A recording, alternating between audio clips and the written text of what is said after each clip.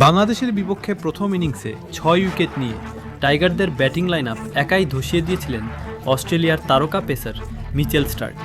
এবার সেই স্টার্ককেই ফিরিয়ে দিয়ে জবাব দিলেন বাংলাদেশের বাঁহাতি পেসার শরীফুল ইসলাম। অস্ট্রেলিয়ার দ্বিতীয় ইনিংসে স্টার্ককে আউট করেই ক্যারিয়ারের প্রথম ৬ উইকেটের মাইলফলক স্পর্শ করেছেন শরীফুল। এর আগে নিজের প্রথম ফাইফার পূর্ণ করেছিলেন তিনি, অর্থাৎ ক্যারিয়ারের প্রথমবার ৫ উইকেট পাওয়ার পরপরই ষষ্ঠ উইকেটও তুলে নিলেন এই বাংলাদেশি পেসার। শরীফুলের দুর্দান্ত বোলিংয়ে চাপে পড়ে গেছে অস্ট্রেলিয়াও। ৩৬ ওভার শেষে তাদের সংগ্রহ ৮ উইকেটে ১৫৫ রান। বাংলাদেশের বিপক্ষে স্বাগতিকদের লিড এখন ৯১ রান। এর আগে মাত্র ৬৪ রানেই অল আউট হয়ে যায় বাংলাদেশ। সেই ইনিংসে মিচেল স্টার্ক একাই নিয়েছিলেন ৬ উইকেট, কিন্তু দ্বিতীয় ইনিংসে বল হাতে ঘুরে দাঁড়িয়েছে বাংলাদেশ।